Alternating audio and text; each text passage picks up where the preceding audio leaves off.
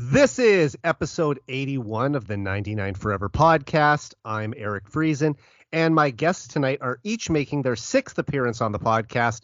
They're the two biggest Oilers fans in Brazil, Gabriel Candido and Diego Pontes. Guys, Happy New Year and welcome back to the show.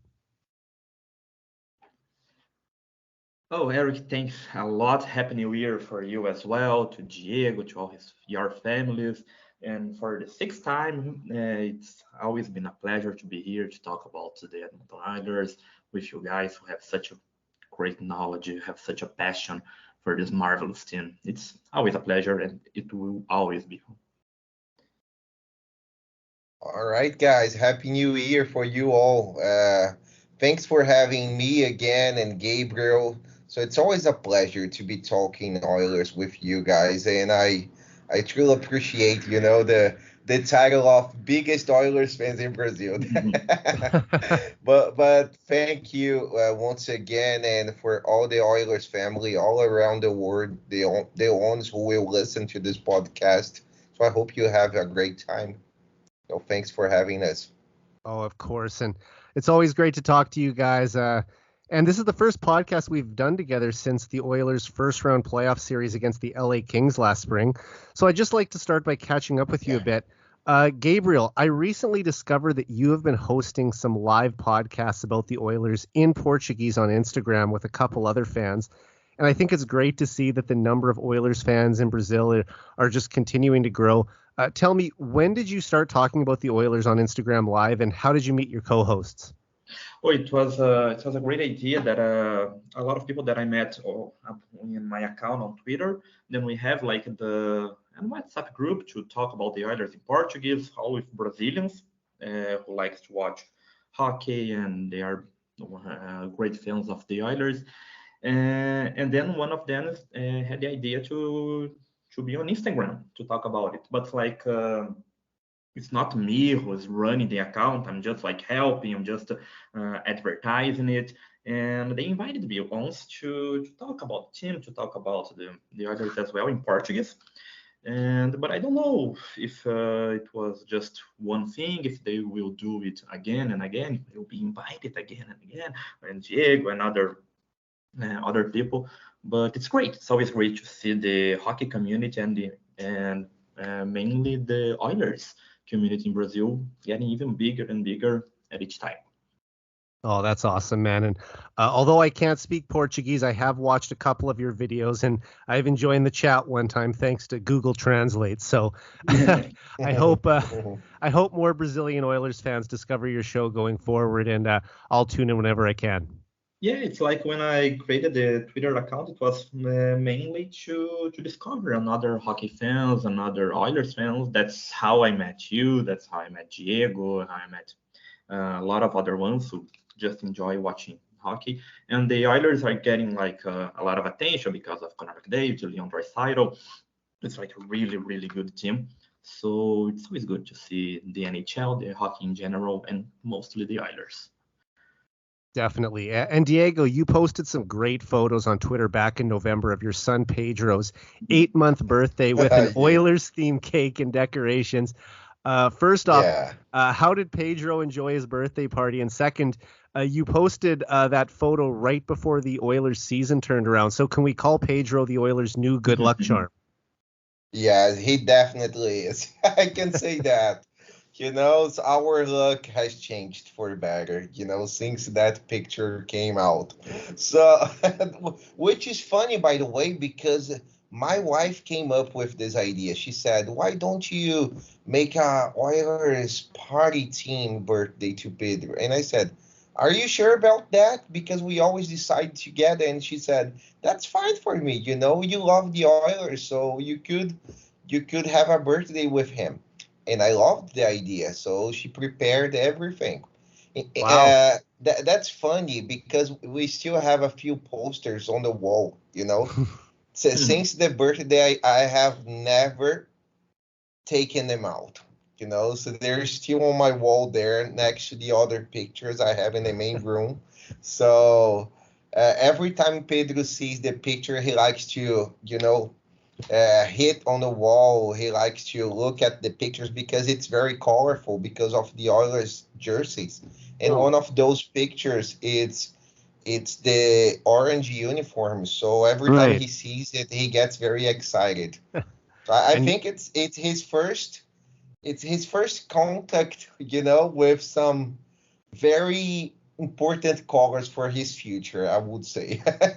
that's awesome. And it's great that you've got a second generation of Oilers fans in Brazil now. And hopefully you keep those pictures up on the wall then, because that's, like I said, when the Oilers started their winning streak. So, I mean, we can't take it down now. But in, uh, in, in all seriousness, though, man, like I hope fatherhood has been treating you well. And I hope Pedro gets to experience his first Oilers Stanley Cup very soon.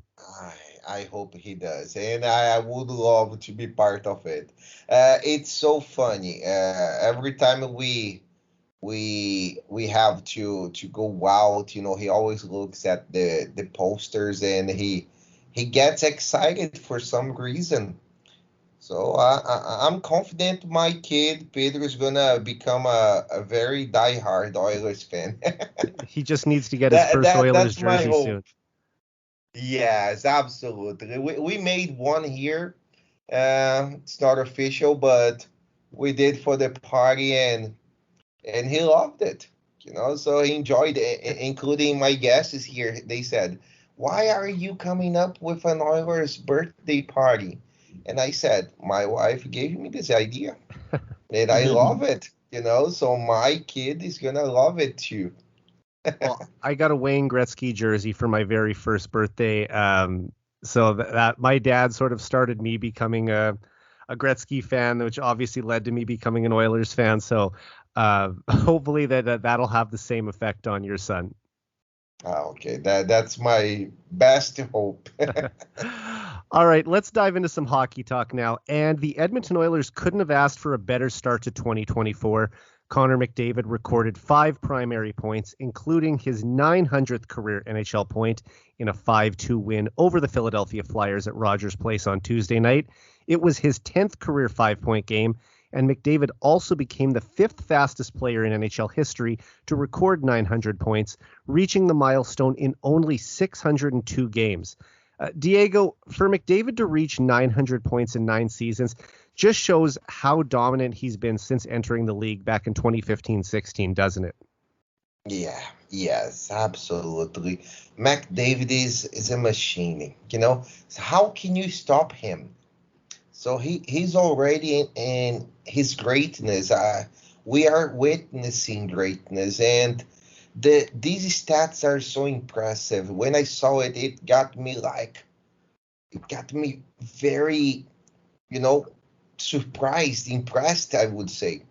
So he's only behind the greatest players ever, like Wayne Gretzky, Lemieux, and I think Paul Stastny, if I'm not mistaken, right? Mm-hmm. And I can't recall the other one, Mike but Bossy. yes, Mike Bossy. So only the greatest players, yeah, and he is even above Sidney Crosby, which is the recent superstar.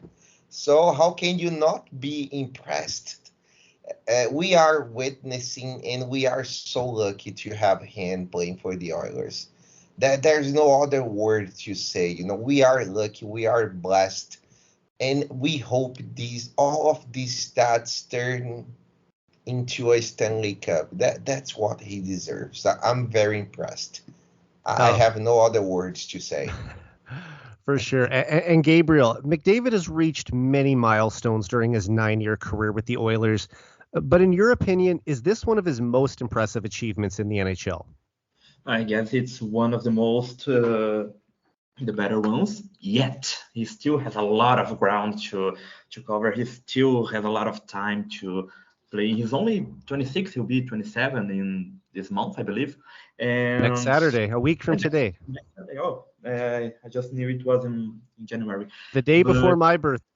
no, so Oh, the lucky you. how lucky you are, really. The two greatest ones in the having almost sharing the birthday. Yeah, we But share anyway, birthdays or close to it.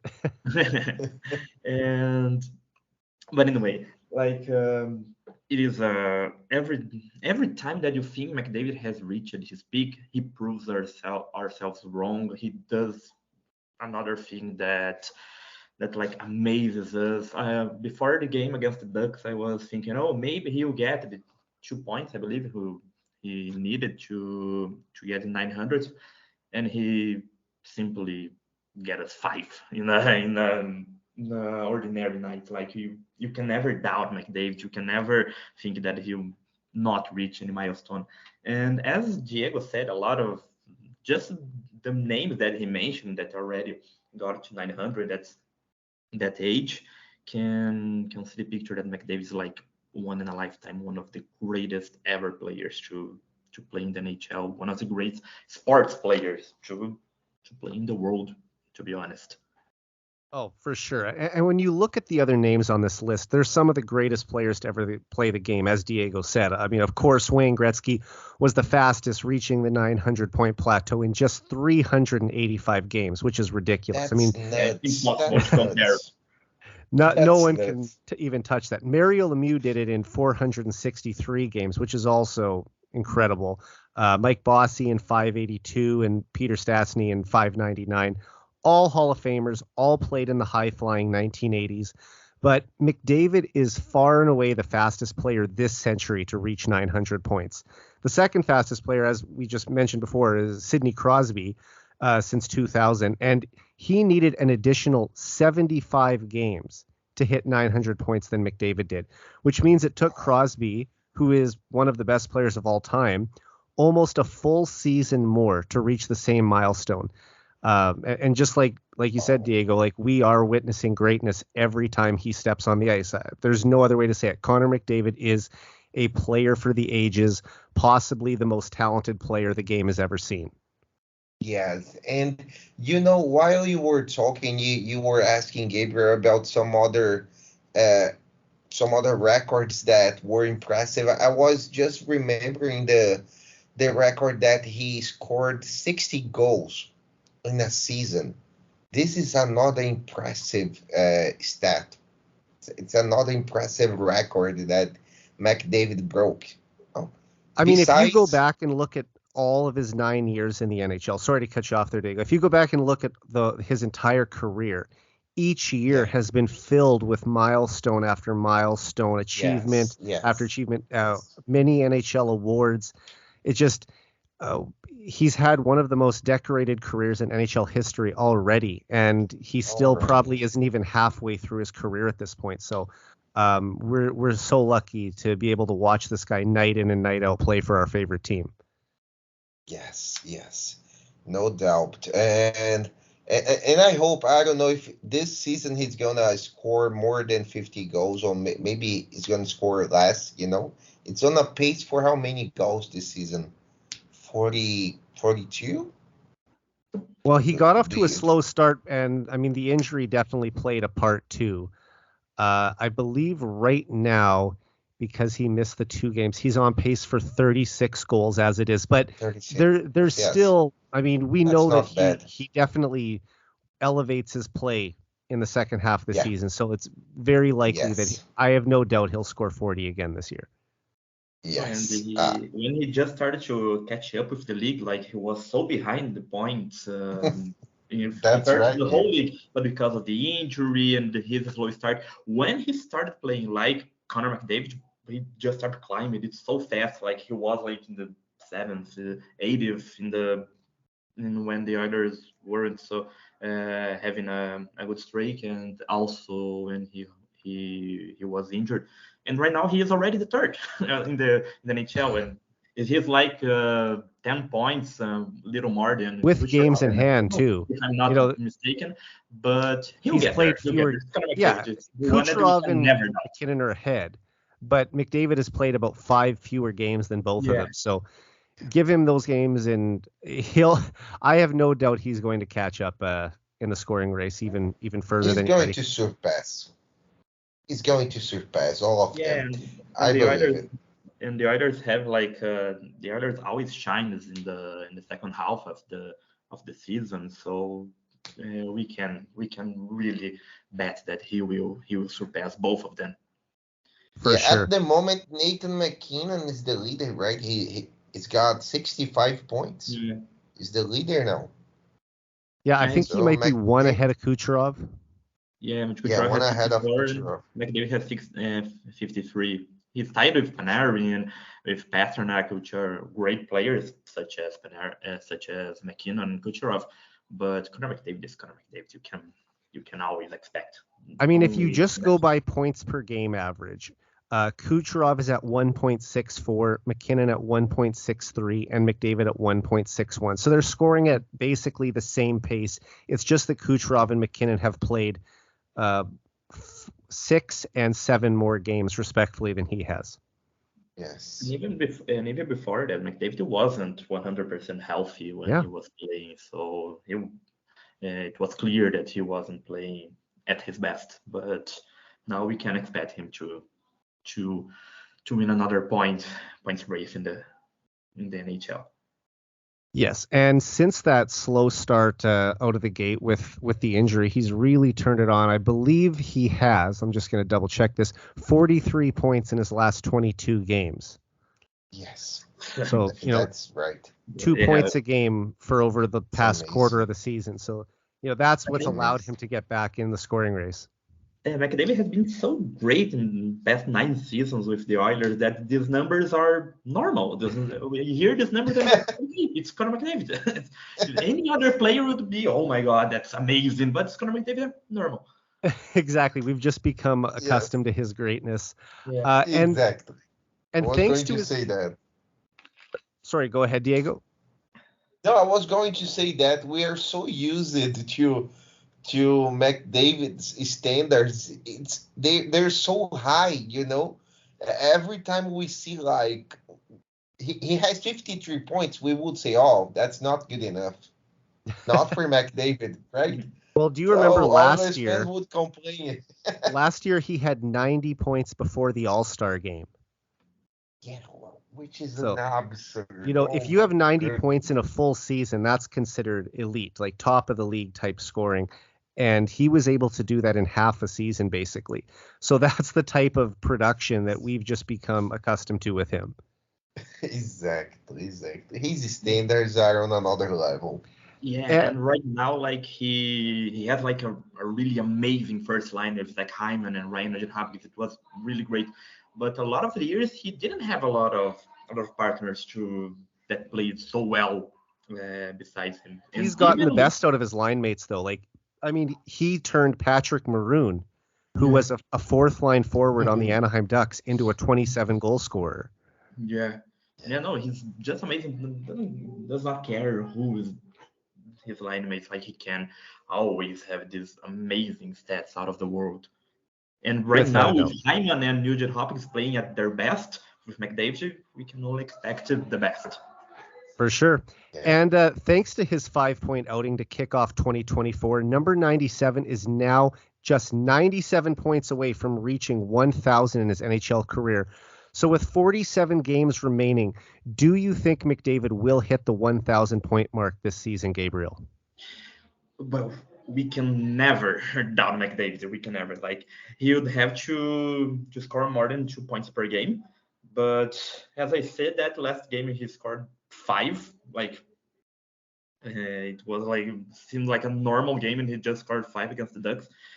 But I do believe it's possible. As I already said, the Oilers tend to get real better in the second half of the season. So McDavid can shine, and even more with finally we have a consolidated top 6 with the first amazing line, one of the best of the NHL right now, with Zach Hyman and Ryan Nugent-Hopkins.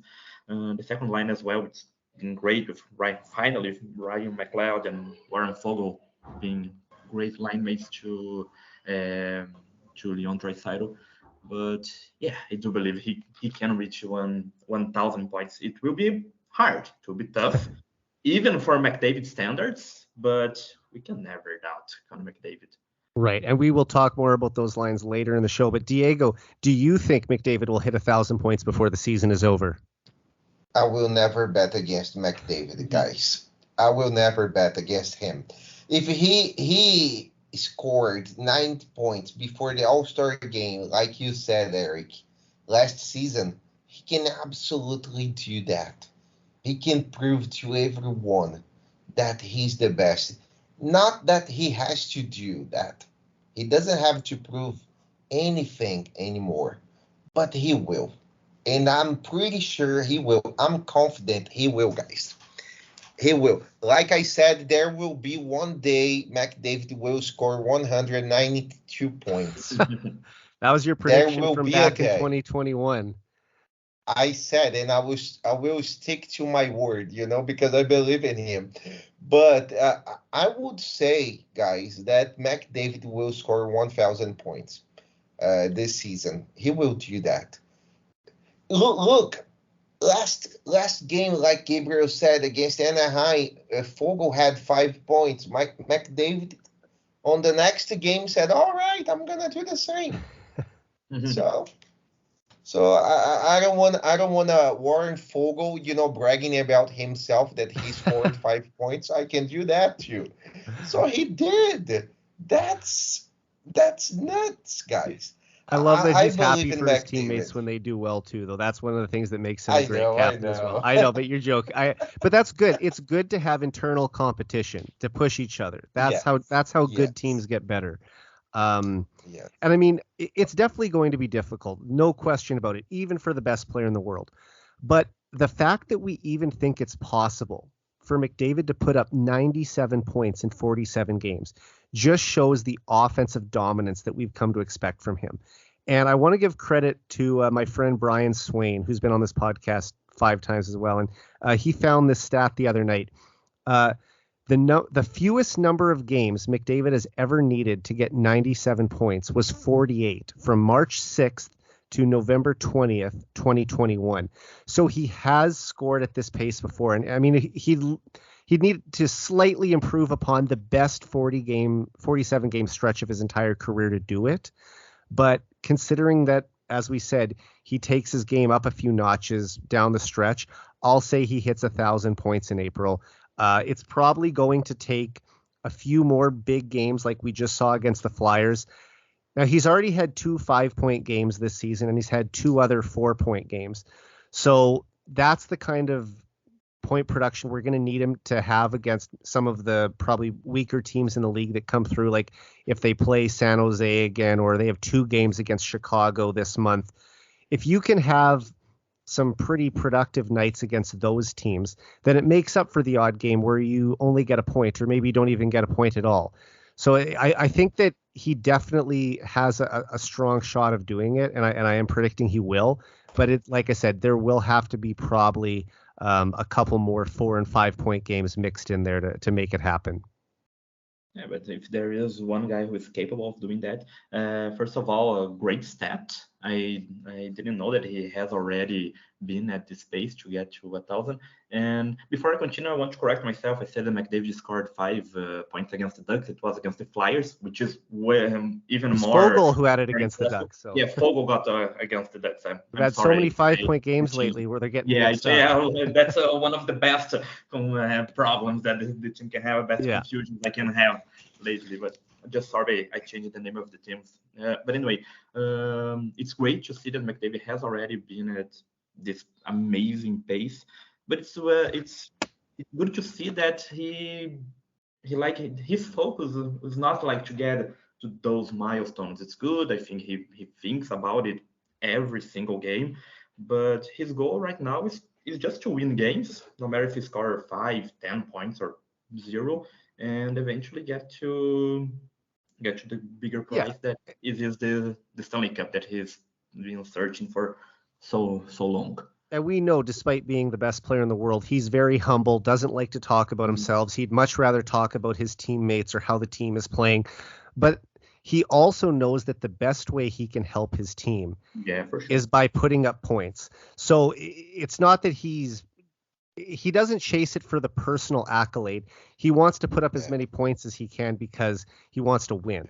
So they kind of go hand in hand.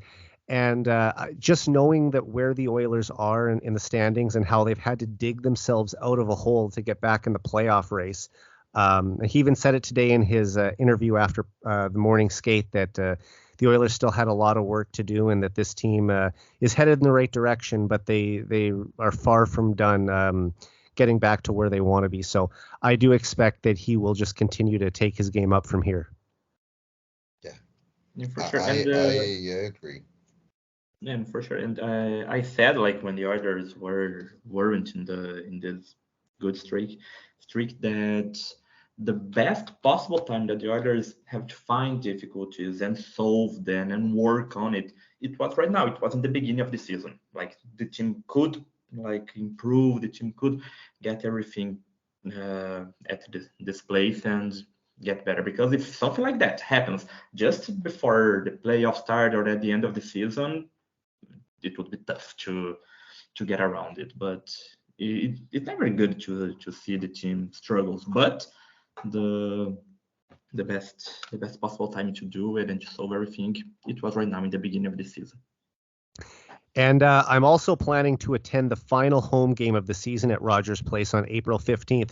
So if McDavid somehow reached the milestone in only 45 games, I would get to see his 1,000th point live. So that would be awesome. I'm hoping that he can even get there a little sooner than we're predicting. No, that would be a great memory for you. Amazing. I would like save the ticket, put it on my wall, the 1,000 McDavid point, and it's pretty possible. It's pretty possible to get there at that game. Yeah, well, I mean, I got to see Draisaitl's 50th goal live last year on April 1st, and McDavid's 62nd goal, and I believe Pasternak finished with 61. So the 62nd goal McDavid scored that I saw was actually the goal that clinched the Rocket Richard Trophy. So it's a pretty special night to see two memorable goals by the Oilers' two best players and the two best players in the world. With that resume, now you have to be there. It's not I'm thinking about it now. You gotta be there. Well, I mean, I've seen two of Draisaitl's 350 goals live. The one last year, and then in 2019, I saw the first time Draisaitl hit 50 goals. But if you remember, that game had kind of a sad ending with McDavid crashing into the post, and which resulted in a devastating injury that took him a long time to come back from during the summer. Although he didn't miss any games, but it was a full 5-6 month recovery time with a fully torn MCL. So that it's a bittersweet game for me because I got to see a milestone for Draisaitl, but also a devastating injury for McDavid. So it's a bittersweet one for sure. Yeah, but you still collect great memories. You have most of the most important milestones you've witnessed it. So there will be more coming, and you are a lucky person because you are witnessing life. And I'm keeping my fingers crossed that one day we'll all get to go to an Oilers game together. I know that it's a bucket list item for you, Gabriel, to get up to Edmonton and see some games. And when you eventually do, I'll make sure that I'm there to go to those games with you. No, yeah, it's like one of my next long trips that I'm planning is for sure Canada. It's a little tough because for Brazilians they need like a visa to get in there, and to get a visa it's really boring and really long time. But I spent most of my 2023 just getting the US visa, which is easier to get the Canadian one. And right now I'm just waiting for some cheap plane ticket and some great one and whenever it happens, for sure will do my best to be there. For sure, and I hope you're able to come up for a homestand and see maybe 3 or 4 games in a row. Sure. My travel schedule will 100% be based on Oilers games. Yeah, and if you're ever able to make it out to Toronto as well and go to the Hockey Hall of Fame, it's incredible experience for any hockey fan. I totally recommend it to everyone, and I'm sure you'd love to get a picture touching the Stanley Cup as well. No, for sure. Of course, the main goal is to go to Edmonton and Rogers Place and watch a game, but to get to the Hockey Hall of Fame and a lot of other Canadian cities there where possible would be amazing, would be great. Yeah, and hope for to sure. get and please, others. and please, when you go there, please take a picture besides Grant Fur's mask. For sure. That's mandatory. No, I have my Gretzky jersey. Oh, That's not Gretzky. So from the Everybody Hates Chris TV well, series, and I'm you just have going to wear that to the game. Yeah, I of mean, course, it's here. It's safe just for the day. When you go, everybody will look at me strange, saying, "Oh, maybe the number and the name is wrong," but but I only bought it just to well, I to. mean, it has a connection to how you became a fan of the team, and Yeah, I think that's I why think Yes. I that's the bought it. jersey you should wear when you get a picture next to the Gretzky statue outside of Rogers And Place too. I will buy so many things Yes. at the Oilers store. Everything like I'll have to carry a empty You bring an luggage. empty suitcase with you. When I return, it will be a lot of things. I'll spend my whole year's salary in there, but it will be worth it. That's awesome. But I want to go back to the 5-point performance against the Flyers quickly before we move on. Diego, which of McDavid's 5 points do you think was the most spectacular? His assist to Zach Hyman's goal. That was nuts, you know. It was a backhand assist, right? Yes. It wasn't no even look. looking at him. He wasn't even looking at him. How can you do that? How Hyman read that play? That was mind-boggling for me, and I really loved that play. It was one of the most beautiful ones, and also the goal he undressed all the players, the Philadelphia players, and scored a beautiful goal. I think it was a huge pass to him. I can't recall. Yeah, it was Desharnais who then gave it up to Nuge, and then Nuge gave it over to Connor. Yeah. Yes, to Connor. Yes, and he passed through the D-man and scored that beautiful goal. So for me, the most beautiful ones were these two. I really liked the backhand pass he gave to Zach Hyman's goal. Yeah, he just has That this. was It's just he has this uncanny ability to find teammates in open lanes without even looking at them. It's like Draisaitl. Draisaitl used to make these kind of passes sometimes. I think But Draisaitl's even better at making the long range backhand passes for sure. I mean, he's sent Connor on breakaways with a stretch pass that was, sauced right on his tape. But yeah, that was an outstanding play by Connor. And Gabriel, how about was. yourself? Oh, the goal was amazing. It was a beautiful goal, but my answer, there's no other way to be different from Diego. It has to be the assist for Zach Hyman's goal. Like, come on, it was like a backhand pass. It was amazing. I thought like if I was playing NHL in the video game in the PlayStation, I wouldn't see Hyman so perfectly. So his game vision is so amazing. Like how he can, as you said in the beginning, he had like 5 primary assists, which is even more amazing than usual, and only confirms that you can never doubt what McDavid can do. And every time he steps on the ice, like you can only expect for the best. Yeah, I'm on the same wavelength as you guys. It's like you look at it, they're all incredible, right? But when you break it down, I don't think you can pick anything other than the backhand pass to send Hyman in and finishes on the backhand. Like all 5 plays were nice. Like the one timer to Draisaitl was a really nice feed. He passed it through 4 different sticks to land perfectly in Leon's spot where he one-timed it home. You think about the nice touch pass to set up Nuge's power play goal late in the second period. Yes. Also really, just great vision to see him and just be in the right place to make that play happen. The 2-on-2 goal against the Flyers where, he basically waited, let Hyman go to the middle of the ice and just made this beautiful lateral move to pull the puck around his defender and turn it into a one-on-one with the goalie where he just goes high five hole on Carter Hart. Outstanding, but there's nothing else you can go with but the backhand goal to actually get the 900th point against the Flyers, which was the second goal of the game. It just a brilliant play by the world's most dominant offensive player. Yes, and the way he scored that 900 points was beautiful. I don't know if he would like to impress the fans.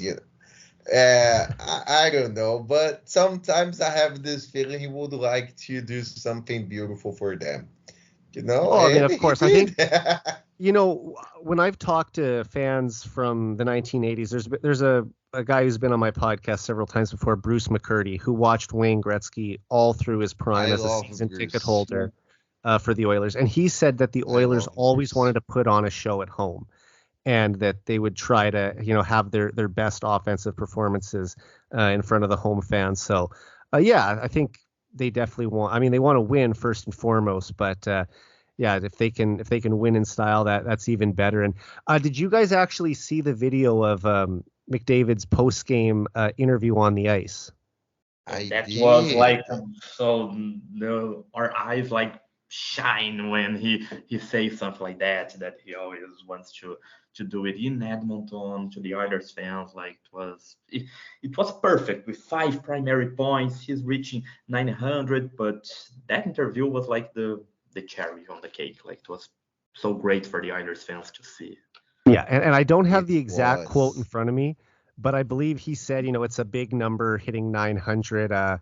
Hopefully a lot more to go, and hopefully a lot more in an Oilers uniform. And of course, the fans went nuts after they heard that. So great to hear that Connor. And I mean, we've known that Connor always has maintained that he wants to be an Oiler. He loves playing in Edmonton, but just hearing it reinforced, especially after a game like that, it just was the perfect ending to a pretty special night for McDavid.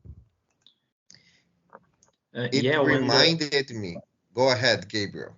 No, I just am going to say pretty quickly that he indeed likes to play in Edmonton. When the Oilers beat the Kings in the shootout, when Derek Ryan, which was one of amazing choice to be on the shootout, scored the game winning goal. Like his celebration with the team, it was so great. It was so vivid. It was so like he really wants to win. And he's so excited for his teammates to achieve things too, right? I mean, for Derek Ryan, who's a fourth line player and doesn't often, get many headlines. He's not the guy who's often one of the 3 stars of the game. For him to come through and score the shootout winner, McDavid looked happier for him than he would have been for himself if he would have scored that goal. No, for sure. He just wants to reach the main goal. He just wants the whole team to win, not only him to have amazing stats like that. He really wants to win it all. Definitely. All right, and while McDavid is in the running for a 6th Art Ross trophy this season, his line mate Zach Hyman is on pace for a career year himself. Hyman currently leads the team in goals with 22 and has 37 points in 34 games so far this season. Gabriel, this is Hyman's 3rd season with the Oilers. How good of a player did you think the Oilers were getting when they signed him back in 2021? And did you think he could ever become an elite first-line winger for this team? First of all, it's so great to see a player not named Connor McDavid or Zach Hyman leading the team in goals. Like really proves that the Oilers are way more than only McDavid and Draisaitl. But well, I don't think even the most optimistic fan could expect so much about Zach Hyman. In his first season with the Oilers, when he arrived, he scored like 27 goals in 76 games in 2021, 22. And right now, we're not even at the half, and he had already 22 goals. So he will for sure reach his best numbers at his career, and playing alongside McDavid and Ryan Nugent-Hopkins at their best as well. Like we can all expect him to get to the best season ever of his career, and of course have complementing one of the best lines of the whole NHL. definitely. And Diego, has Hyman been even better than you expected with the Oilers? Yes, he has. He has. In my opinion, he is already an elite winger. He's an elite first line winger. He complements Connor McDavid really well, and he has already a chemistry with Ryan Nugent-Hopkins. For me, that line was money when they were formed. And Zach Hyman just decided to score a bunch of goals this season.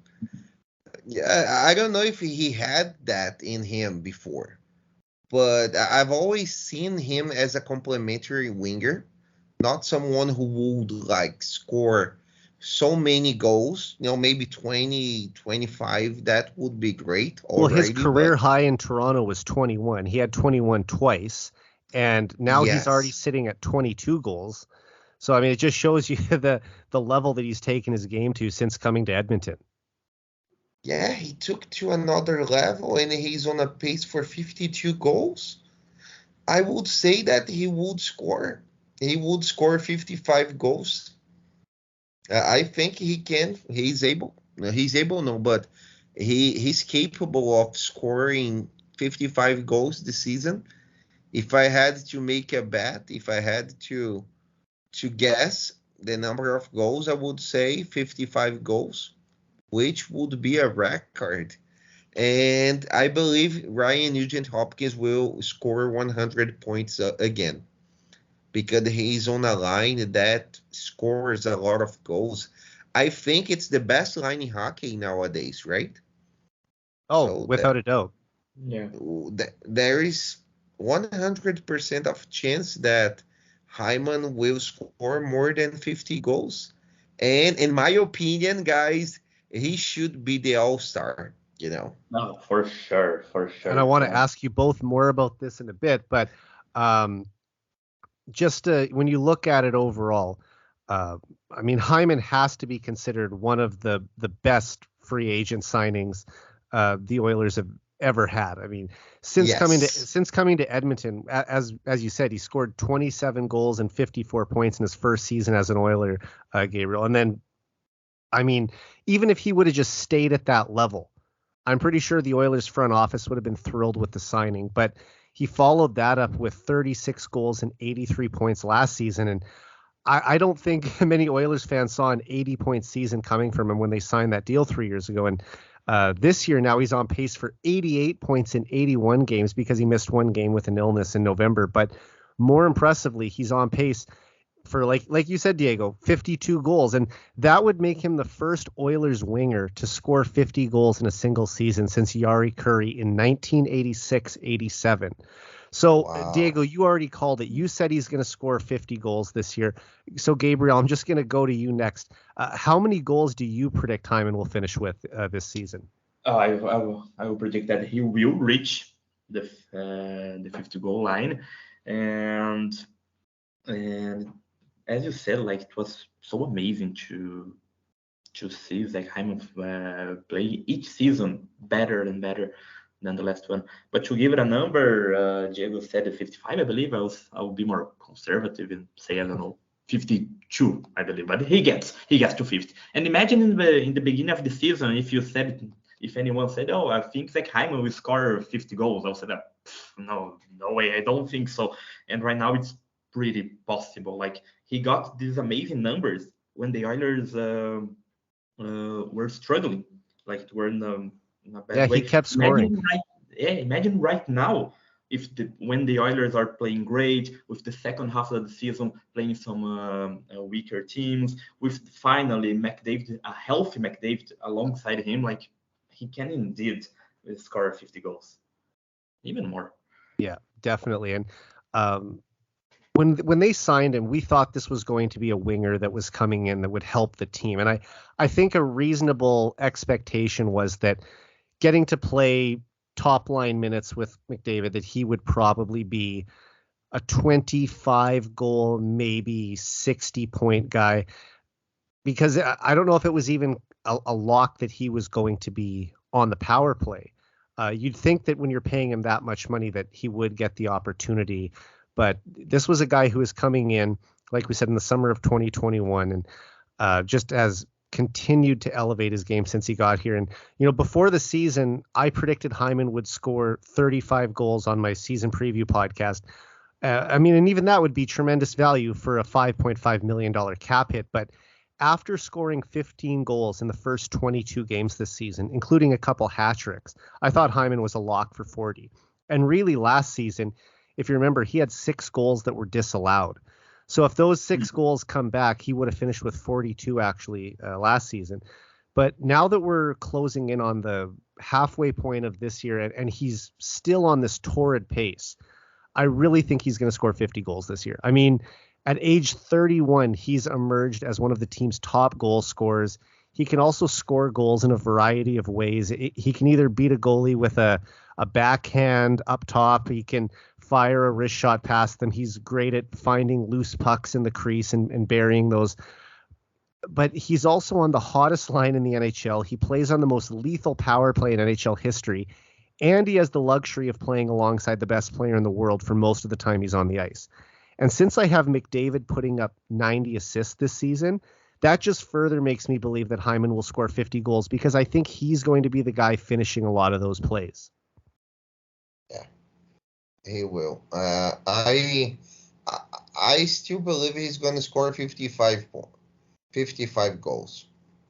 I'm going to give 5 more than you guys, 3 more than Gabriel, but I believe he's going to score 55 goals and it's going to be impressive, which is already is.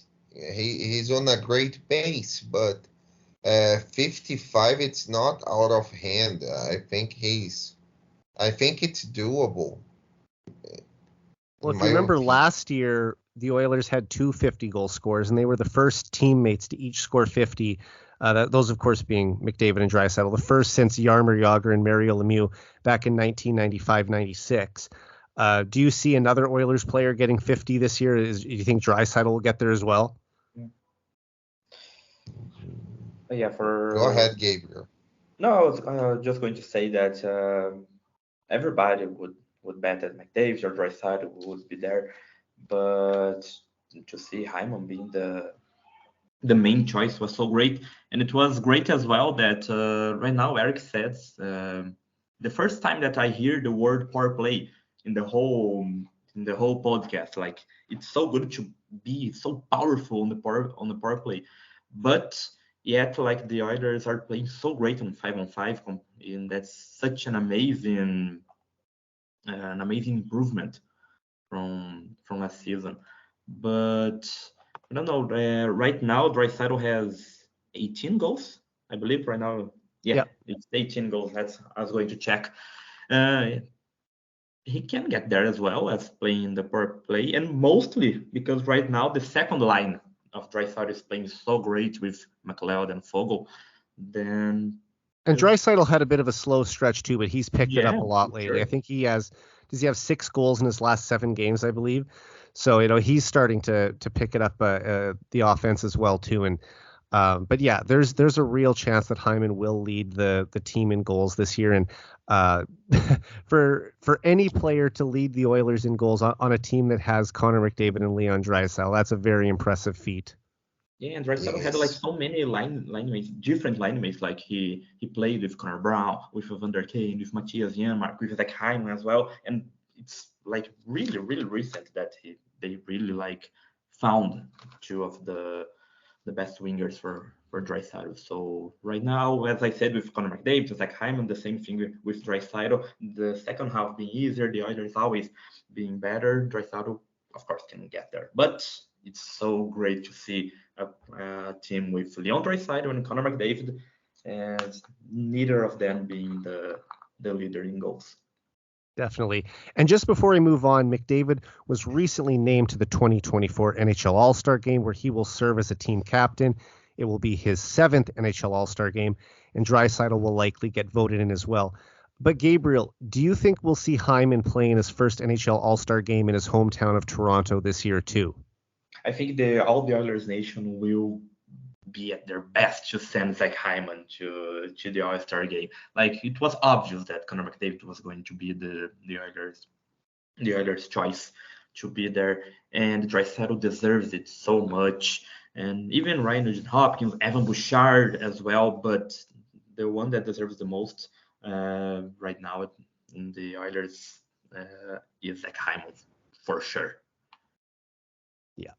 Yeah, I agree. And Diego, how about yourself? Do you think Hyman will make his first All-Star appearance later this month? I think Oilers Nation will vote for him very hard. They will try their best to include Hyman on the All-Star games, as they did with Stuart Skinner last season. Very good. So I believe they will do the same. They will make an effort to include Zach Hyman, and he totally deserves it. And if there was another player, like Gabriel said, that should be considered, it should be Evan Bouchard. And he's having a great season. He's the third best defenseman in the NHL right now. I think he's only behind Makar and Quinn Hughes. I don't know, maybe. Yeah, I think so. In points, right? I mean, Bouchard's over a point per game, so that's. And I believe the Oilers were the first team this year to have 5 players with over 30 points, and the fact that a defenseman was one of them just speaks to the season he's had as well.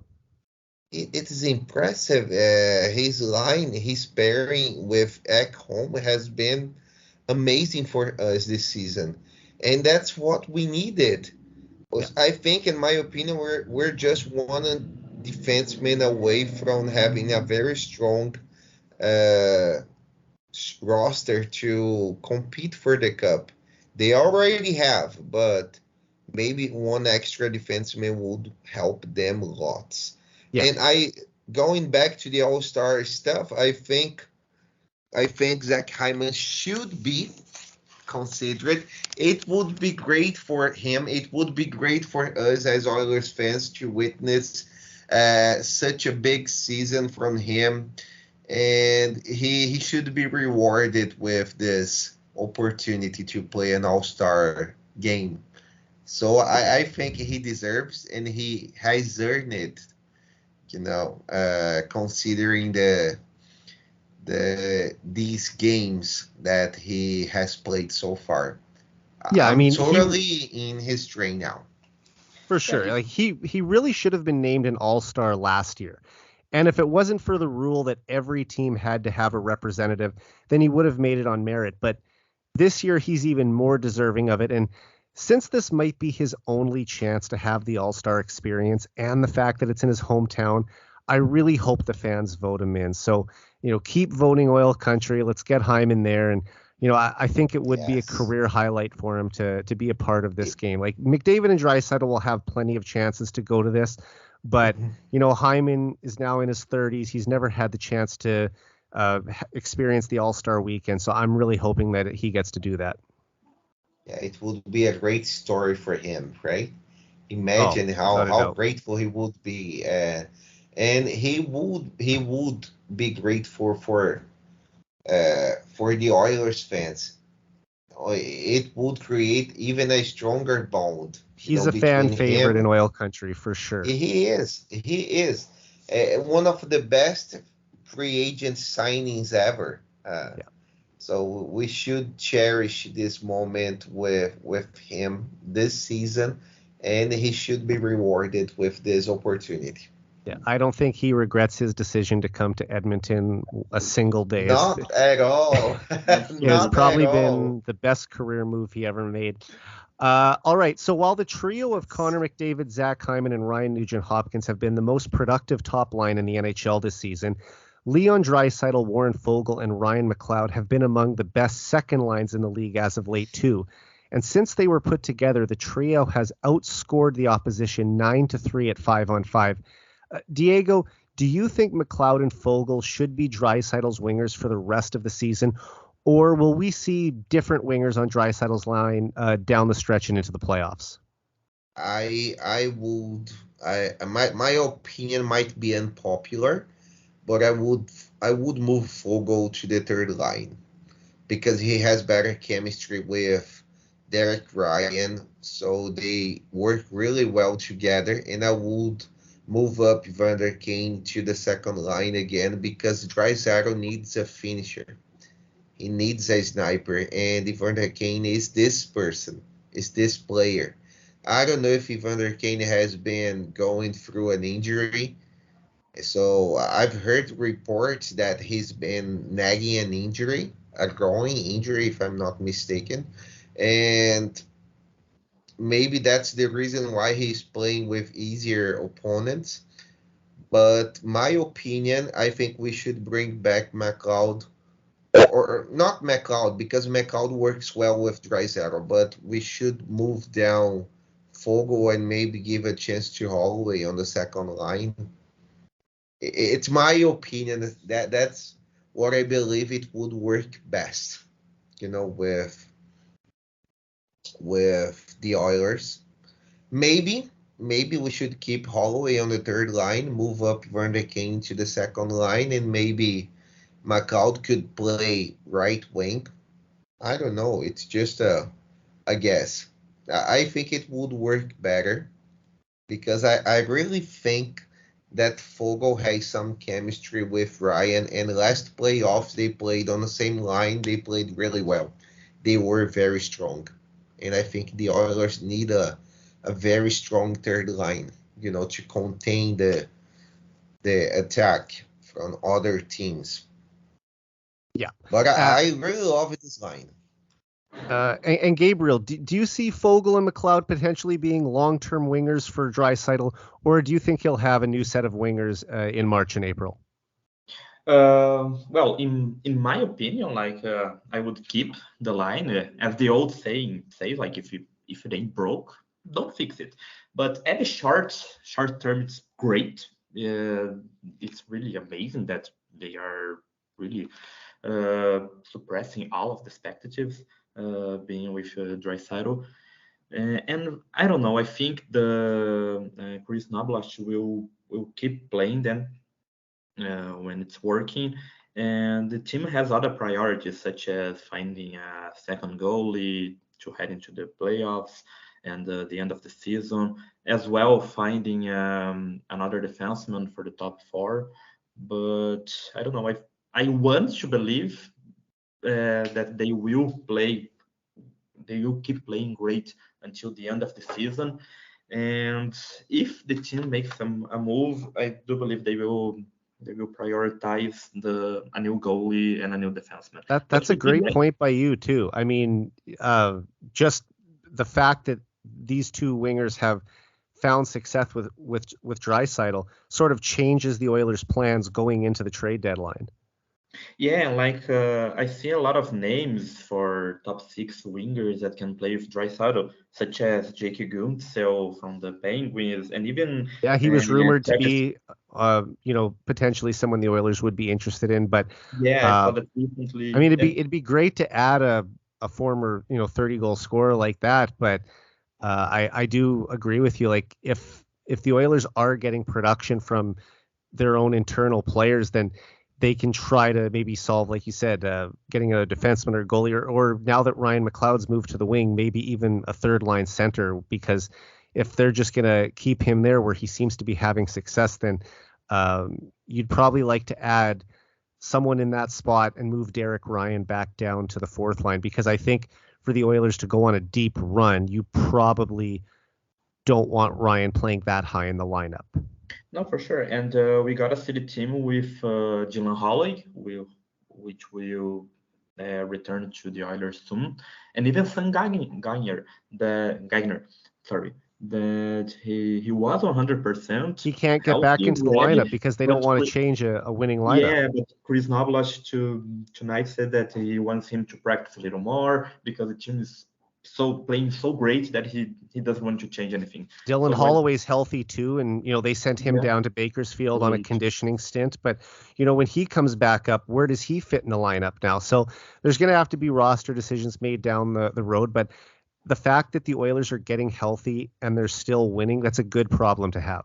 Yeah, I don't think they will move anything from the top six. I think when Dylan Holloway and Sam Gagner return, they will be put on the bottom six, which the team needs a lot. And some names like Adam Earn, for example, or even Connor Brown, or even Matthias Janmark, who are playing good in the last games, can be replaced by these players. But I don't think the Oilers, the coach Nablash will change anything soon when the both of the lines are being Yeah, so great. Well, definitely. guys, I have a question for you. Do you think long term this second line can be uh, can stick together like for the playoffs, Well, I mean, or you would need a heavy presence in Evander Kane? What do you guys think? well, I'll just say, coming into the season, I think many Oilers fans expected Evander Kane and Connor Brown to be playing in the top six for the majority of the season. But since McLeod and Foegele were promoted to the second line last month, they've both flourished offensively. McLeod has 11 points in his last 14 games. Foegele has 11 points in his last 13 games, including, as we mentioned, a 5-point performance against the Anaheim Ducks on New Year's Eve.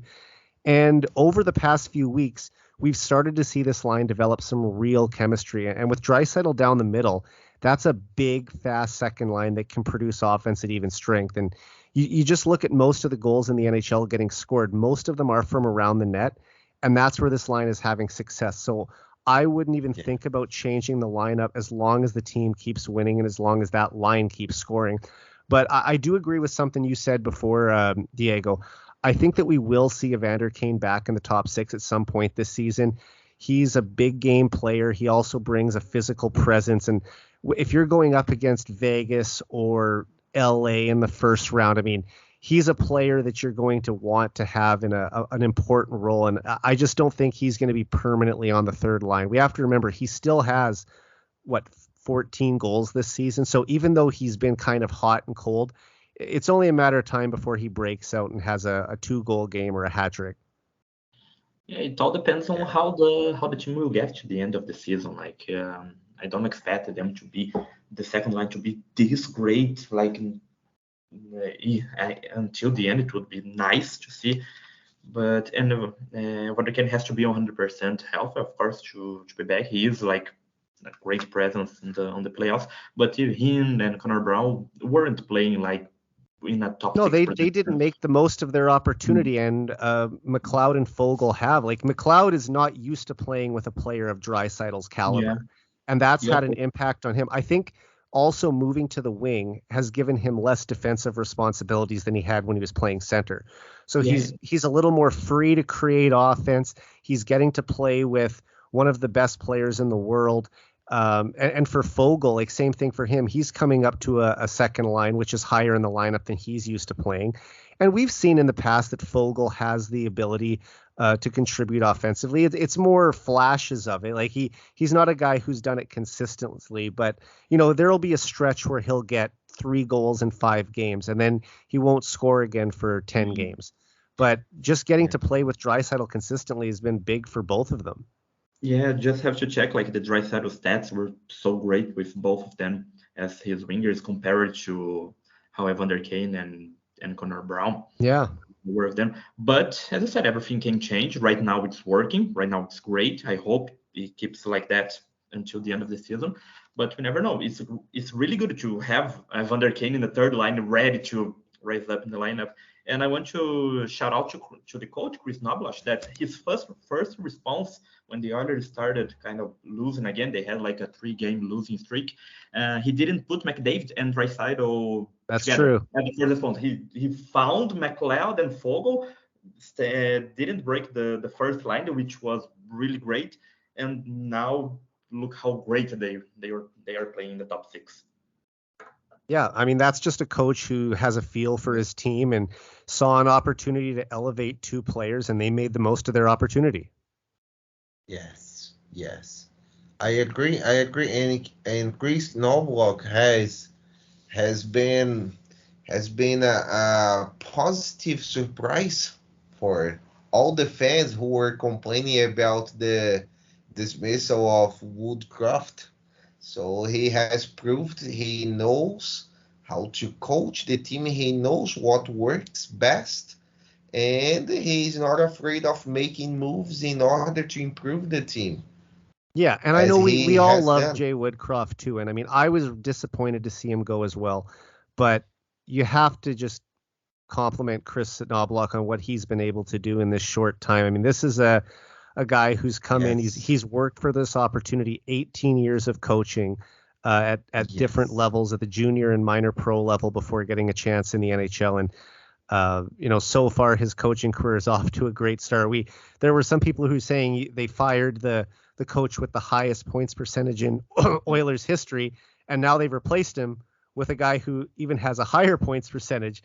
So yeah, Yes. it's been a terrific turnaround, and he definitely deserves while it's the players on the ice who have to go out and do it, he deserves his credit for what this team's been able to do.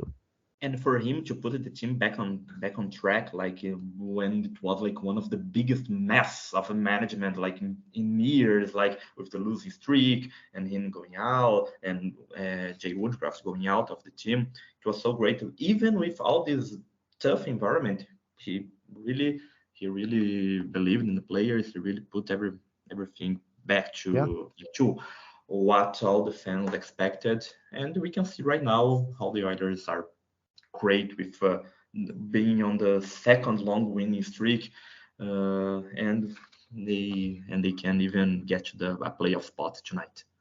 Yeah, of course. And I mean, after a horrendous 2-9-1 start to the season, in a year where the Oilers were considered Stanley Cup contenders, they've now gone 17-6-0 in their last 23 games, giving them the second highest points percentage in the league since November 11th at 739. They also have, as you said, a league best 8-game winning streak from November to late November into mid-December, and now another 6-game winning streak. Gabriel, we all know McDavid getting healthy and the improved goaltending have made a huge difference for this team over the past 2 months. But what areas, other than McDavid getting back to the level we know he can be at and Stuart Skinner finding his game in the crease again, what other areas do you think have been the biggest reason for the Oilers' turnaround and getting them back in the playoff hunt?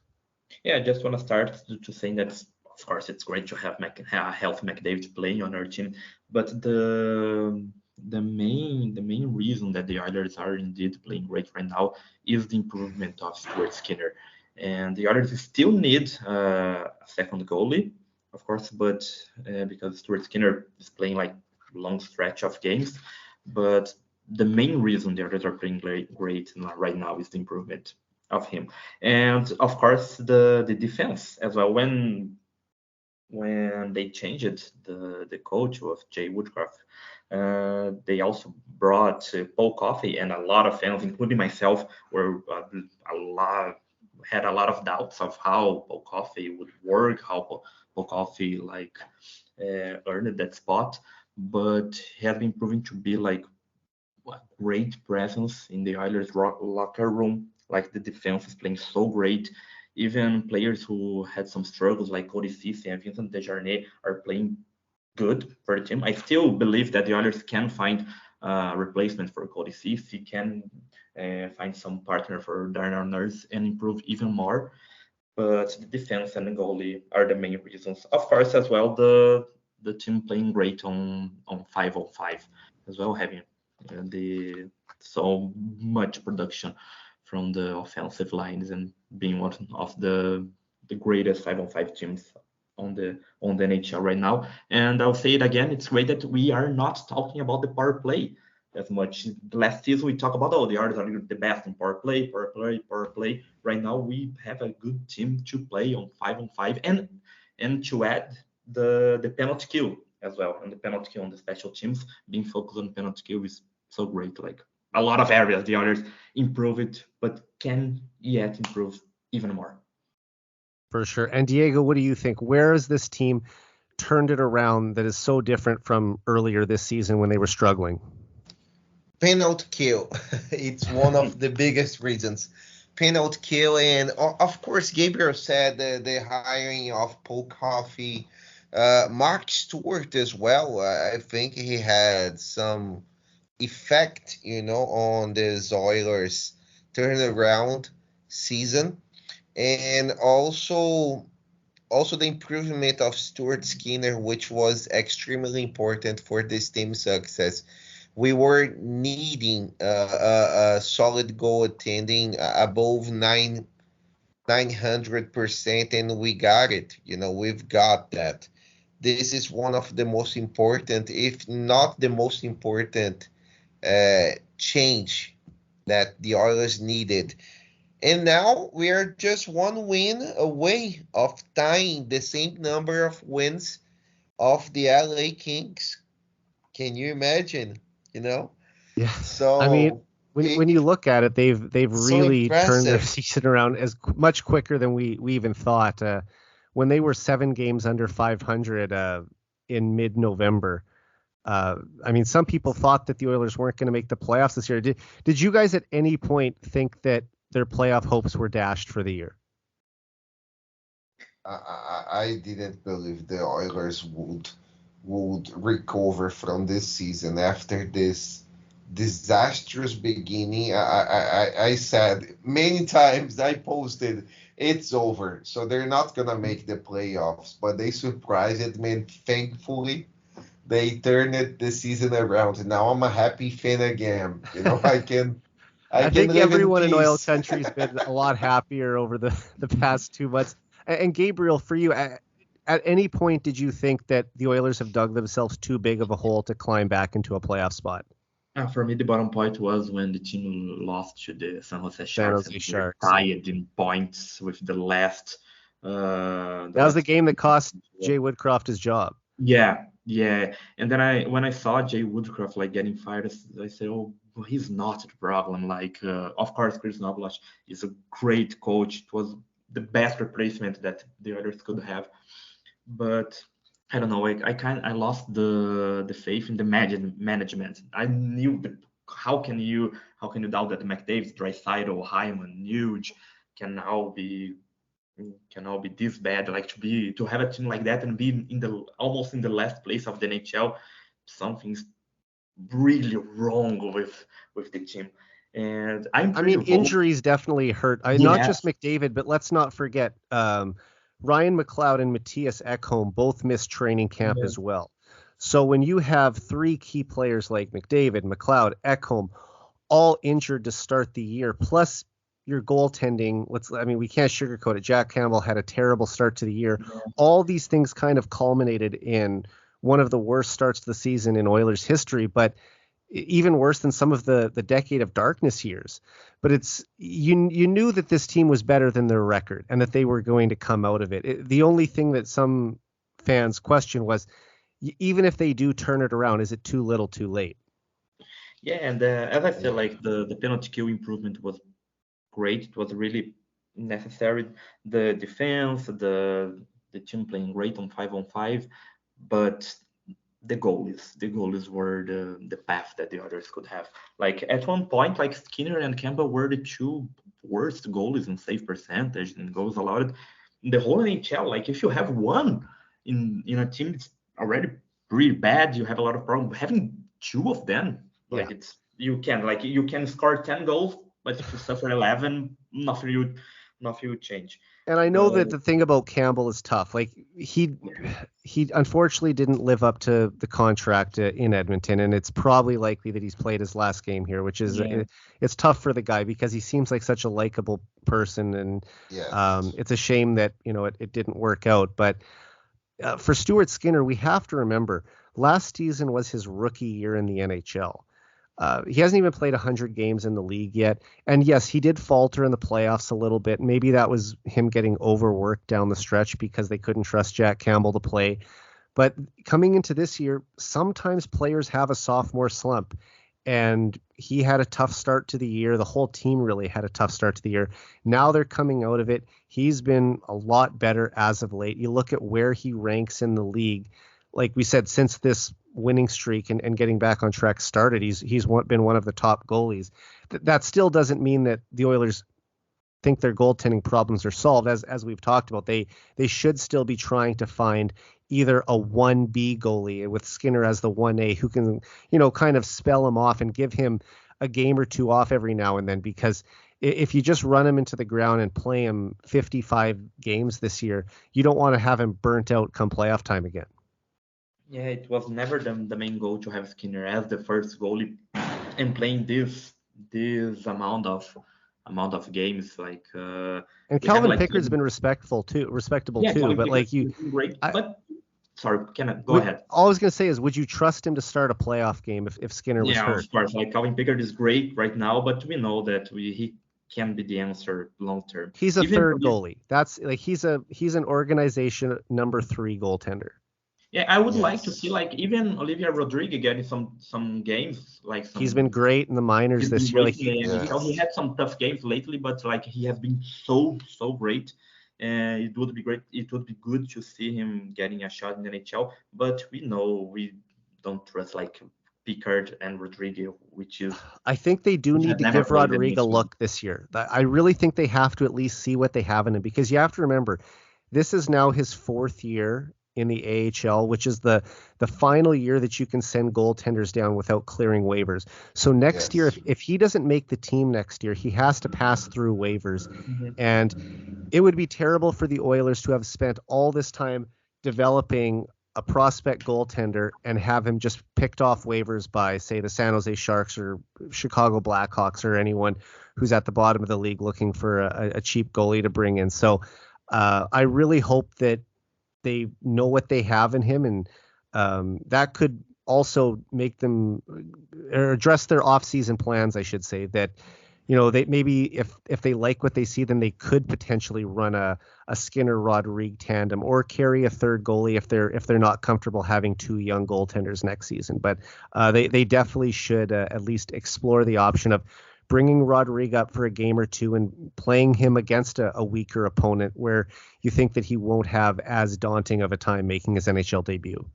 No, I agree Yeah. 100%. Like before the Oilers go in a trade for example, Merzlikins from the Columbus Blue Jackets that received a lot of attention from the media, or Yeah. even Mackenzie Blackwood from the Sharks, or Karel Vejmelka from the Arizona Coyotes.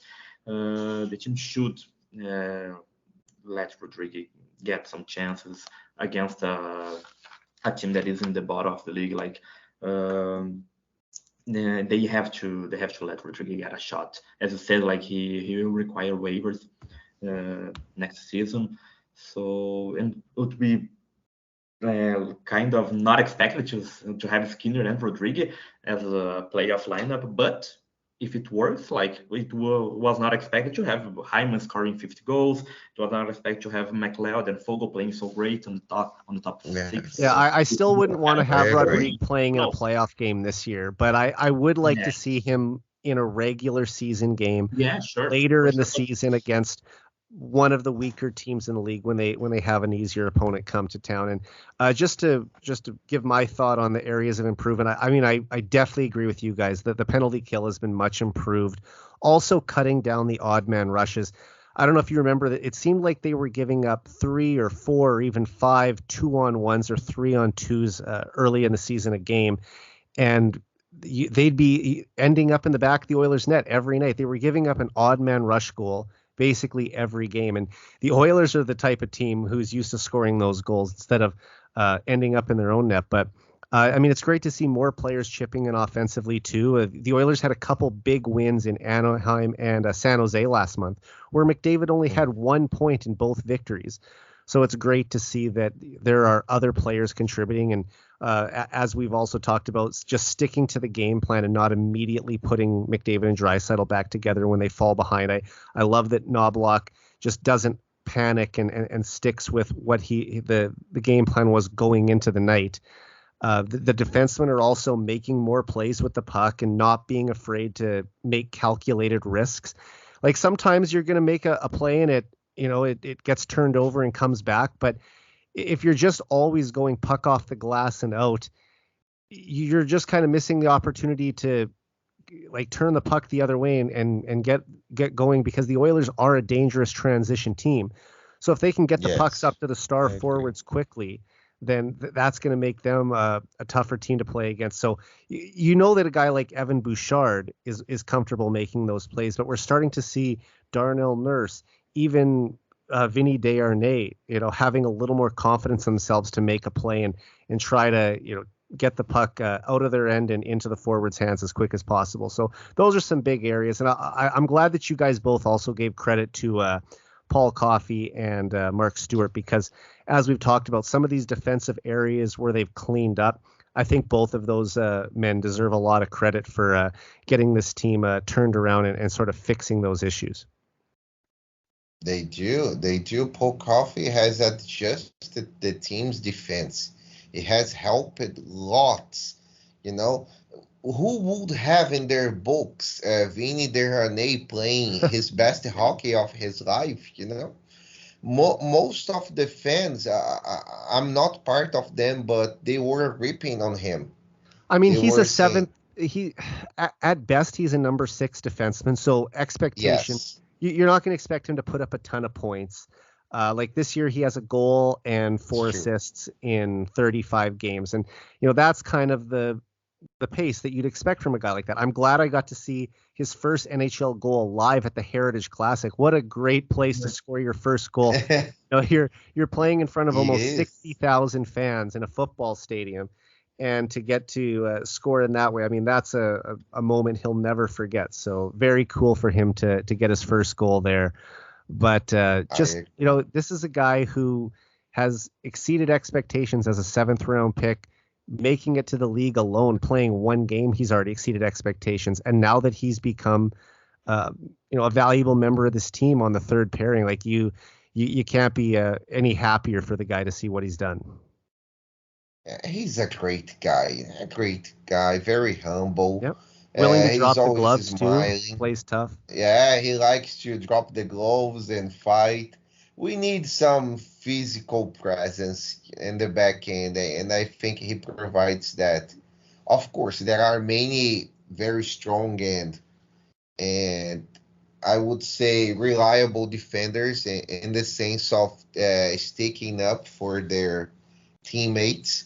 But Vinny Desharnais is a guy that he never disappoints. If he has to go at it, he does, and that's so nice from him. To be battling, to be playing in order to keep himself in the lineup, and he has been playing well. He has surprised me. I mean, And if you look at the Oilers overall, they're 13th in the league in goals against right now. So they're just over the middle of the pack.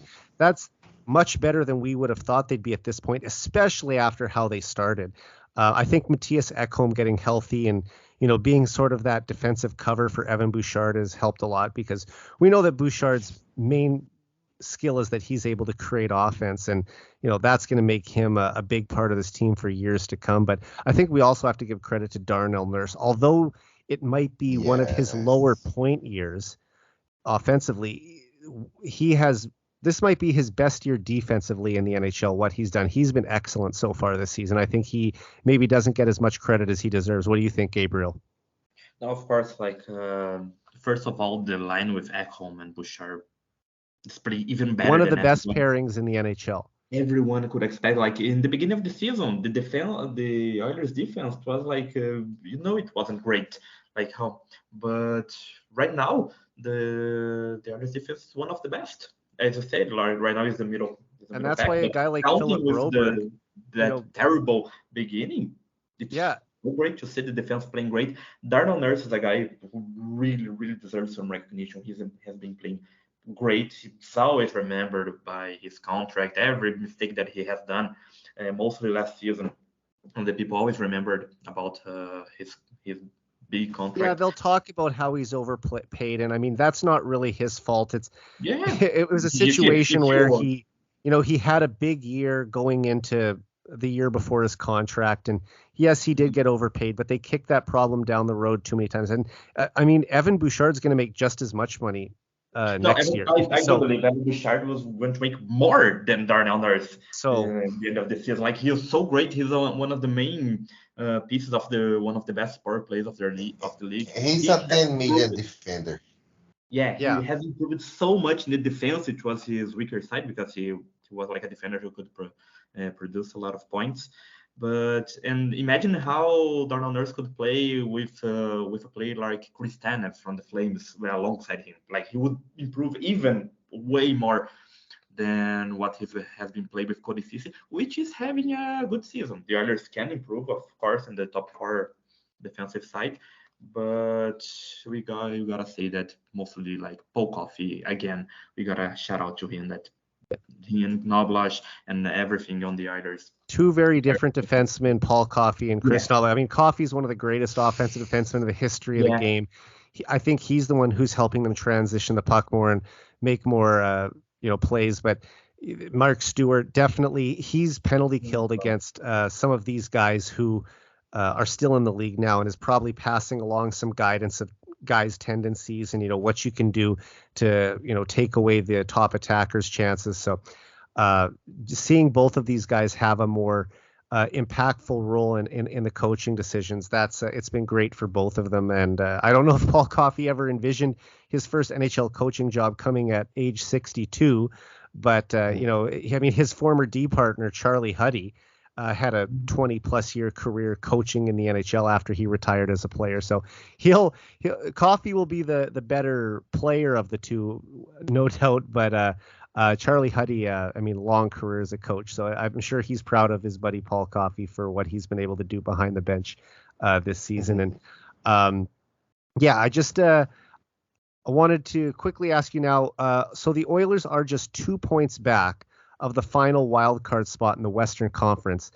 I want to know, how high do you think this team can go? Can they still grab a top 3 position in the Pacific Division, or do you think it's more likely that they'll finish in a wild card spot, Diego?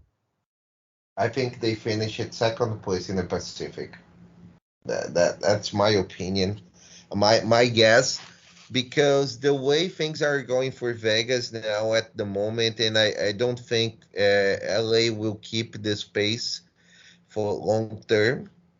They have a great team, but I think Vegas is slumping at this moment, and it's a great opportunity to catch up.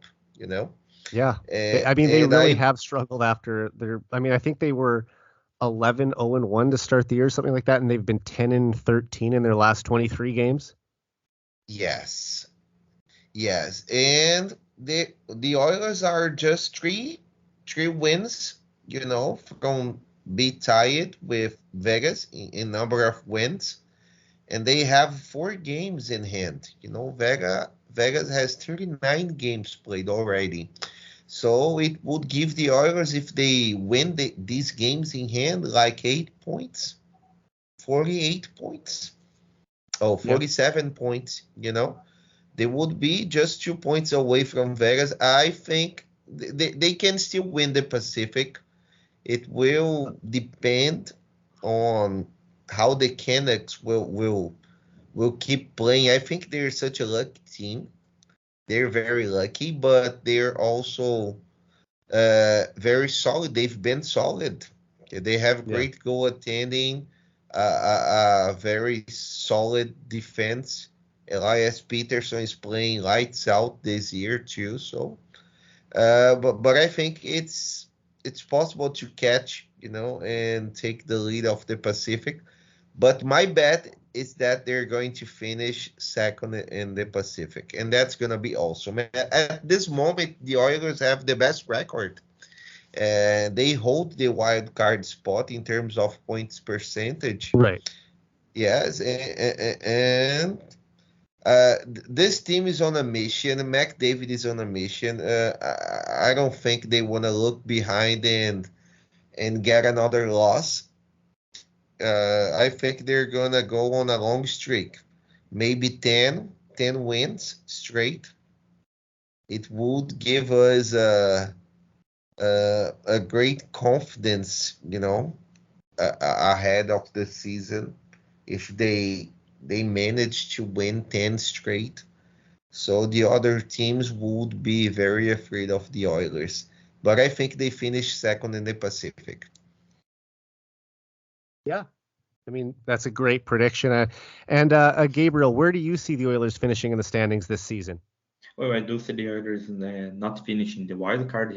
They can, of course, finish in the top 3 of the Pacific. And as the Oilers are really got back into track, having a great, the line is well defined with the first line playing so great and entering second half of the season, which is way easier than the first one, the Oilers can indeed fight for the top spot.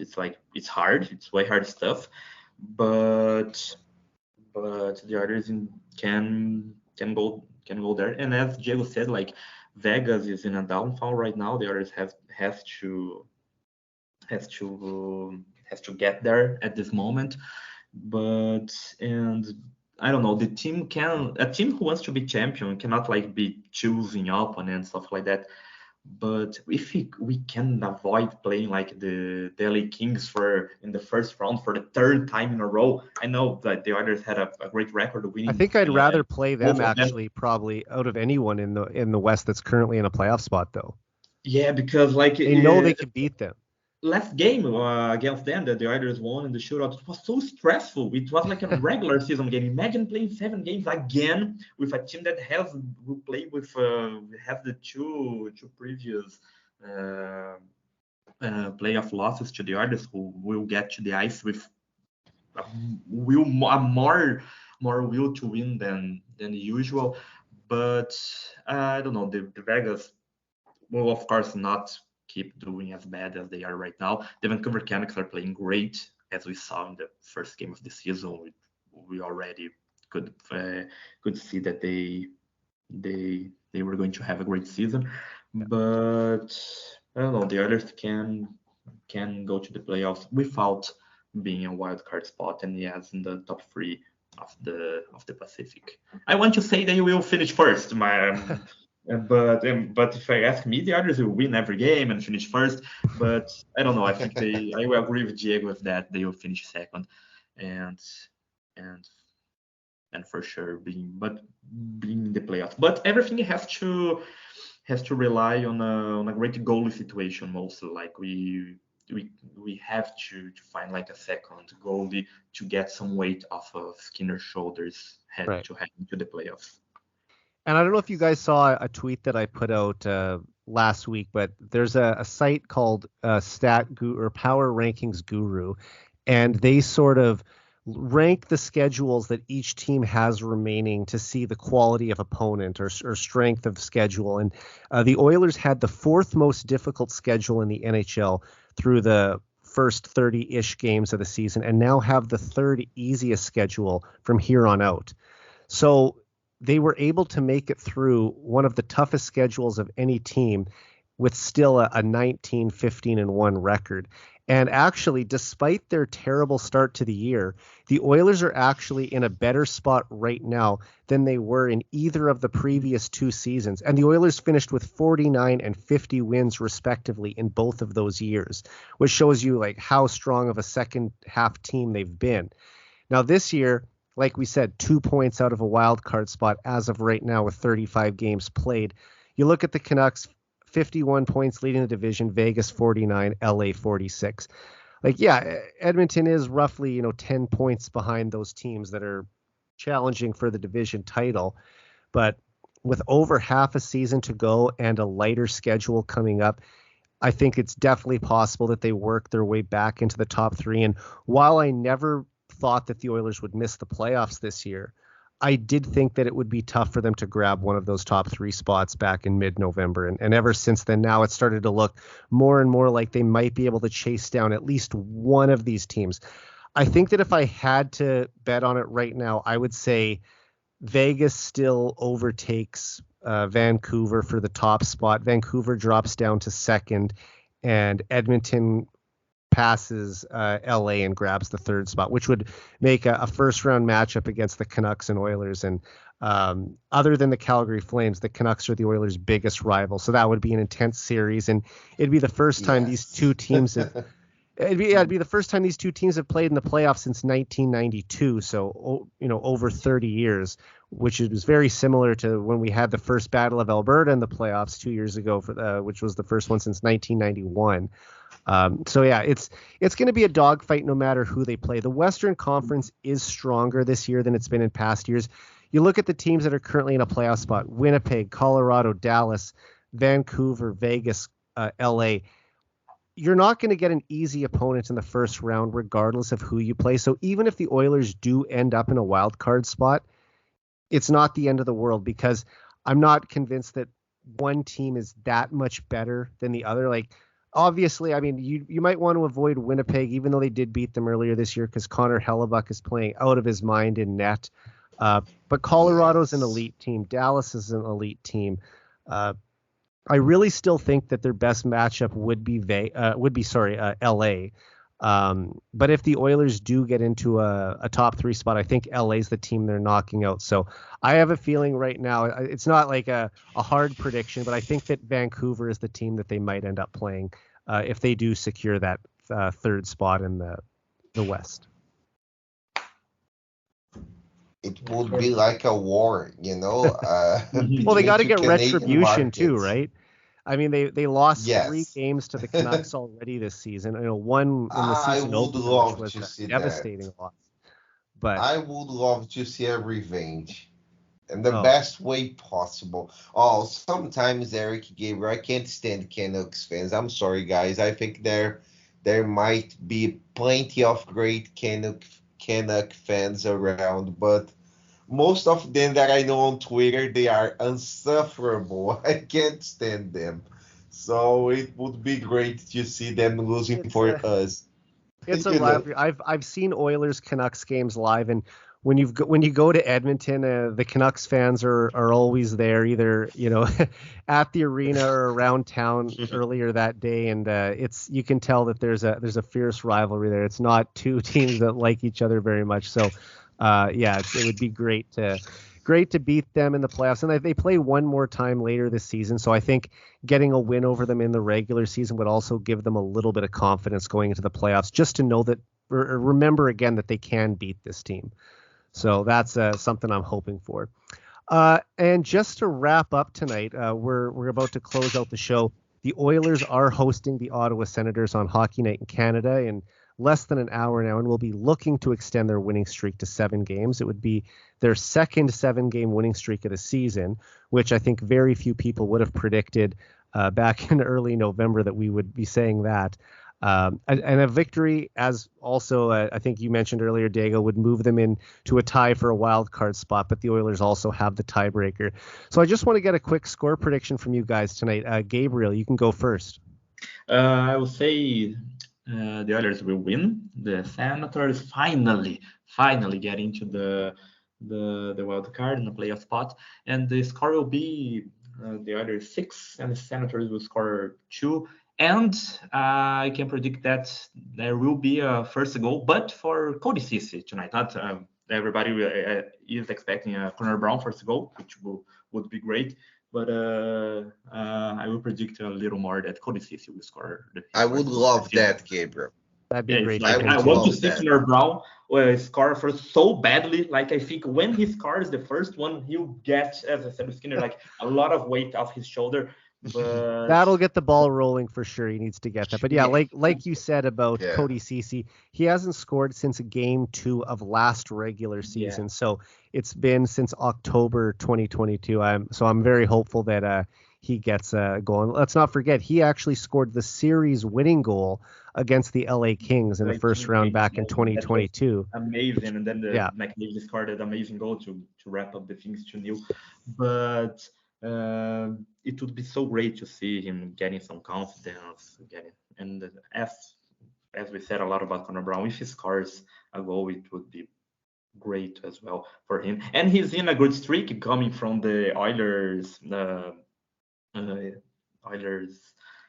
skills that happened in some prior. Yeah, he ripped a 102.9 mile an hour slap shot. Yeah, everybody expected a Evan Bouchard easy win, but he got a amazing shot, and he even won the dog competition. So he's in a good streak. Yeah. I believe he can score a nice goal tonight. Yeah, we got to give a shout out to his dog Hugo, who won I think, what was it called, the rough relay? Relay, yes. Tough. Did you see? I do believe he'll get there tonight. Did you see Connor's dog Lenny? He had a tough time defending. I saw. It was so funny.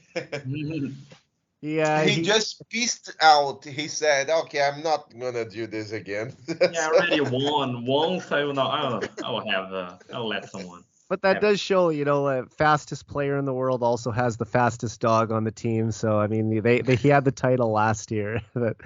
That's awesome. So yeah, so I mean, funny.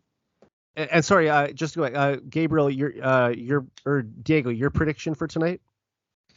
I I don't know if I think the got your Oilers score. win 5-1.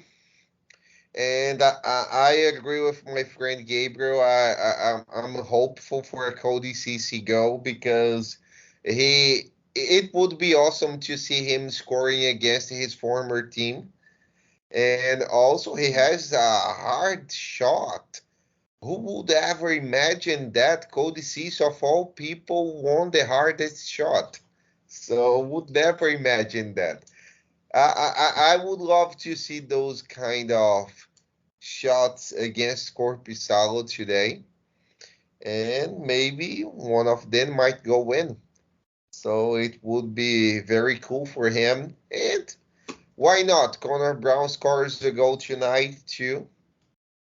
That's Yeah, I mean, gonna the Oilers scored that's a couple gonna be power play awesome for goals him. last game too, and they're going up against a Senators team that has the worst power play in the league. So good opportunity for the Oilers to get a couple more power play goals.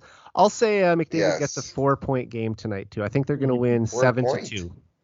Yeah, we talked about he's going to need a few more of these big games if he's going to get to 1,000 this year. So why not get one against the lowly Senators and pad a big win to get to their 7th straight win before they head on the road to Chicago on Tuesday night.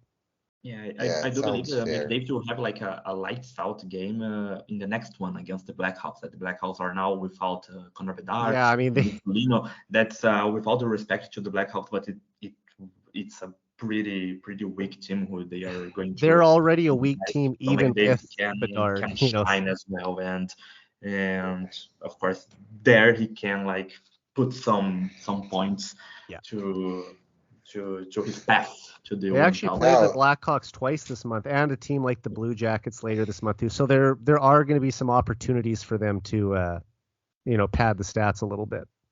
exactly. When you look at the Chicago Blackhawks roster, you see that that's not an NHL roster. No, come on. That's really bad. Yeah, So they it's might win the Celebrini drafts again. well, that's two fundamental pieces that they would really build for the future if they have Bedard and Celebrini in. So Yeah. we'll see what happens. The Sharks might be still the favorite to grab him, but guys, I just want to say thank you again so much for being on the show tonight. It's the first time we've recorded a podcast in over 8 months, so it was great to chat with you guys. Where can people follow you on Twitter? For me, I have the Edmonton Oilers Brazil account on Twitter, which is EDM Oilers BR. You can find there, and I'm always posting a lot of stuff about the Oilers, of course in Portuguese because it's headed to the Oilers fans in Brazil. But You do retweet English tweets though as well. yeah, I do a lot. I try to translate a lot of them as well, and I try to explain like, what is a point? A point is a goal and an assist, stuff like that. What's a penalty kill? I'm always explaining like that because a lot of Brazilian hockey fans are really getting into They're the new to sport. the game, so they're still learning. But I think that it's awesome that they're coming in at a time when the Oilers have such a talented team with the best player in the world. And I mean, if you're going to introduce a new group of people to the sport of hockey, having Connor McDavid to be the one to watch is a great way to get them into the game. Yeah, right now that the Oilers are really improving and are in a great moment of the season, a lot of people are getting to the sport and to the team. But you can always interact in English.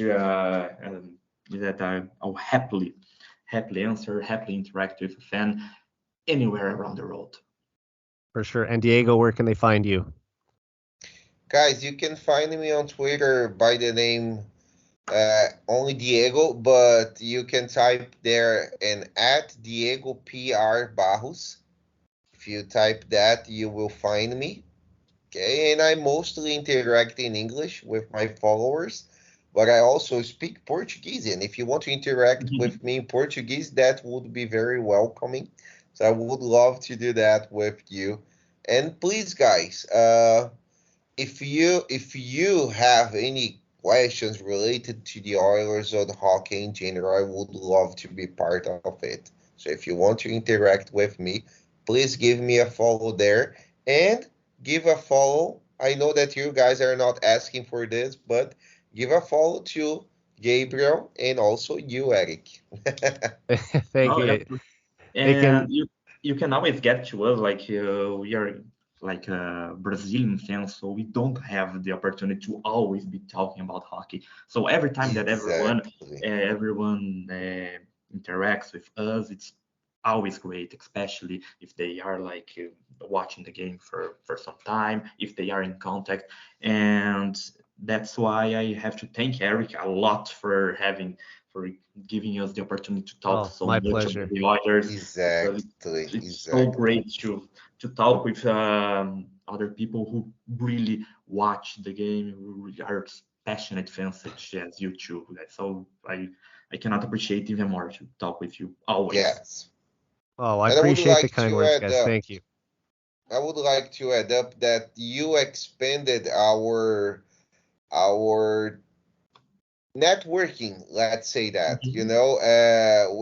We've had the chance to meet such nice people, Oilers fans, all around the world, and your platform, your podcast has allowed us to make more friends online and to talk Oilers with some other people all around the world. And and in the middle of this network that we have here. So we appreciate a lot your podcast and the opportunity you give for fans around the world to talk about a sport that's such a unique sport and so important for most of you guys who are Canadians and Americans, but from for some other people around the world, it's always a pleasure to be involved and have this chance to talk. So we Yeah, appreciate that. for Oh, sure. I For the mean, bottom of thank my you. heart, like I always say just quickly that when I created the Irish Brazil account on Twitter almost 4 years, more than 4 years ago, it was just to meet people like you two guys and everybody who interacts, who who always follows me and there, follow Diego and are passionate about the Irish, but mostly to find guys like you and talk about the Irish and this amazing and unique sport that is the ice hockey. Well, I mean, I just want to thank both of you for, like you said, all the nice things you had to say, and I mean, it means a lot that you say that. But I want you to know that I appreciate you guys just as much.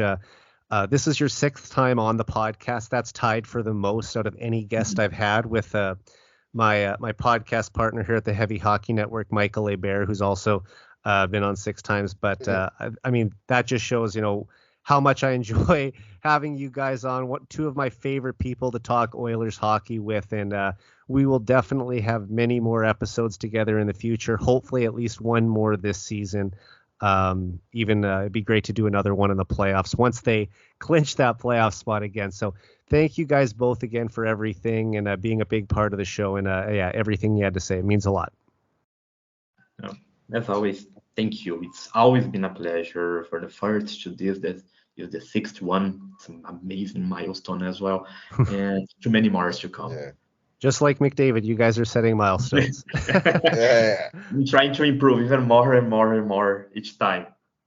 All right, well, let's We're get out of here so fortunate. we can all go watch the Oilers win tonight. Let's go, Oilers. We hope so, and let's go Oilers and let's get to that playoff spot and get even better and better in the current season. Sounds great. All right, thanks again, guys. Have a good night. You too. You Thank too. you. So for Gabriel Candido and Diego Pontes, I'm Eric Friesen. This has been the 99 Forever podcast. We're out.